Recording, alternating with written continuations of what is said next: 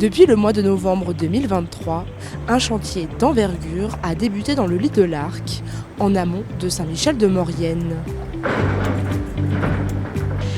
C'est une opération où on vient terrasser et curer 130 000 m3 de matériaux qui se sont déposés sur ce secteur-là.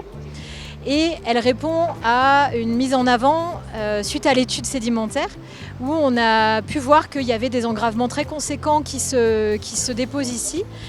Pour donner un exemple, depuis 2018, on pouvait avoir des exhaussements entre 2 et 8 mètres. Principal responsable de ces phénomènes, le Poussé.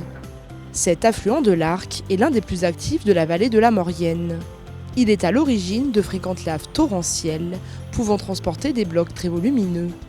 Un torrent qui a même fait des siennes lors de ce chantier.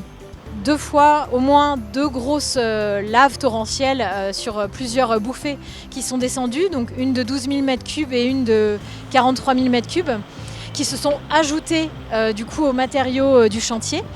Et donc il a fallu travailler avec ça en sécurité. Donc on avait une procédure de sécurité, une procédure météo tout au long du chantier où on était très vigilants sur les intempéries et les remontées de température notamment.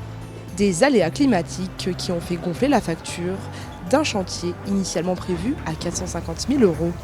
Auquel il faut rajouter 100 000 € parce que nous avons eu pendant la durée du chantier des coulées boueuses qui, elles, ne pouvaient être, ces matériaux issus de ces coulées boueuses ne pouvaient pas être valorisés. Donc il a fallu trouver une solution pour les enlever et les stocker.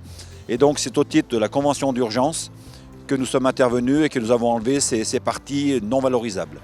Un budget pris en charge par le syndicat de Pays de Maurienne, EDF, la SFTRF, la SNCF et le département de la Savoie.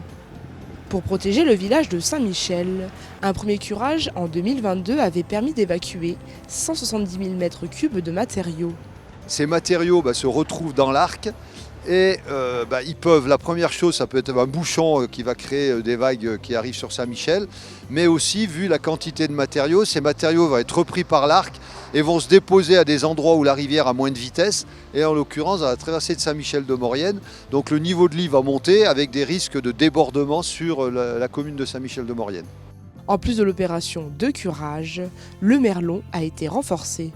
À chaque lave torrentielle du Poussé, on a régulièrement des débordements rive gauche qui viennent déborder juste en dessous de nous là.